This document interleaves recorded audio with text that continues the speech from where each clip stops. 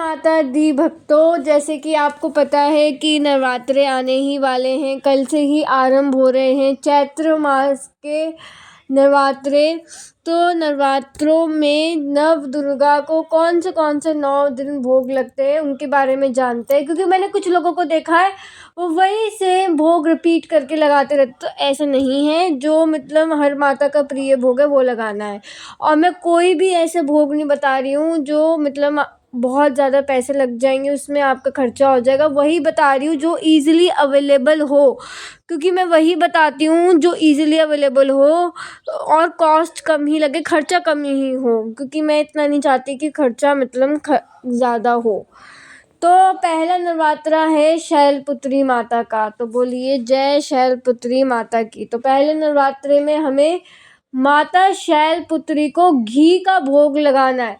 घी के भोग से रोगों का नाश होता है, रोग हमारे नष्ट होते हैं, है ना। जो भी लोगों से ग्रसित है रोगों से वो ख़त्म होते हैं। और फलों में अनार का भोग बहुत प्रिय है माता को। मतलब आप अनार का जो भोग है ना माता को, इतना नवरात्रों में, एक कहते हैं कि फलों में अनार नवरात्रों में लगाना काफ़ी शुभ माना गया है। दूसरा नवरात्रा है ब्रह्मचारिणी माता का। बोलिए जय ब्रह्मचारिणी माता की। उसमें हमें शक्कर का भोग लगाना है माता को। अब वो शक्कर का भोग ना आप ना कैसे भी लगा सकते हैं, मिश्री का, चीनी का, बूरे का, वो किसी का भी आप लगा सकते हैं। धागे वाली मिश्री का भी लगा सकते हैं, किसी का भी शक्कर में जो भी आपके घर में अवेलेबल हो उसका लगा सकते हैं, या फिर पंचामृत का भी लगा सकते हैं भोग। और फलों में सेब का भोग लगा सकते हैं, एप्पल का भोग लगा सकते हैं। और शक्कर से क्या होता है, आपकी भाई जो वाणी है वो शुद्ध हो जाती है, शक्कर की तरह मीठी हो जाती है, आपको लंबी आयु प्राप्त होती है ऐसे लगाने से। चलिए अब करते हैं, हम आते हैं अपने तीसरे नवरात्रि में। जो तीसरा है माता चंद्र घंटा का। तो बोलिए चंद्र घंटा माता की जय। तो चंद्र घंटा माता में हमें लगाना है मेवा या दूध से बनी हुई कोई भी चीज़, जैसे खोया हो गया, वो हो गया। देखिए हमारे इससे ना हमें ना धन संपदा बहुत मिलती है। जो धन संपदा है ना वो बहुत ज़्यादा मिलती है। और क्या कहते हैं, हमें केले के फलों में केले का भोग लगाना है। चलिए चौथे नवरात्र में आते हैं। हमें चौथे नवरात्र में माता कुष्मांडा का दिन है। तो बोलिए जय कुष्मांडा माता की। कुष्मांडा में हमें मालपुए का भोग लगाना है, मालपुए का, और फलों में नाशपाती का। कहते हैं कि जो मालपुआ है ना वो काफ़ी लग्जीरियस फूड आइटम में आता है, काफ़ी लग्जीरियस। तो मतलब आपका इसे बुध ग्रह काफ़ी स्ट्रॉन्ग होता है। और बुध ग्रह हमें हमारा किसको रिप्रेजेंट करता है, हमारे लग्जूरियस लाइफ को रिप्रेजेंट करता है। हमारे मतलब जितना भी हमारा सोना चांदी ये सब है उनको भी करता है। और ये हमारे जो पढ़ने वाले बच्चे हैं उनके लिए भी काफ़ी अच्छा होता है अगर वो मालपुए का भोग लगाए। पांचवें नवरात्रा है माता स्कंद माता का है पांचवा। तो बोलिए जय स्कंद माता की। तो जो है स्कंद माता का, उसमें हमें ड्राई फ्रूट्स का भोग लगाना है। अब वो ड्राई फ्रूट्स कोई भी हो सकता है, कोई भी हो सकता है, उसका जो भी घर में अवेलेबल हो उसका आप कर सकते हैं। और फलों में केले का भोग लगाना है। और ये हमारे मतलब इसको लगाने से हमारे शरीरों के कष्ट होते हैं, नौकरी में कोई दिक्कत आ रही हो वो भी हमारी दूर होती है ना।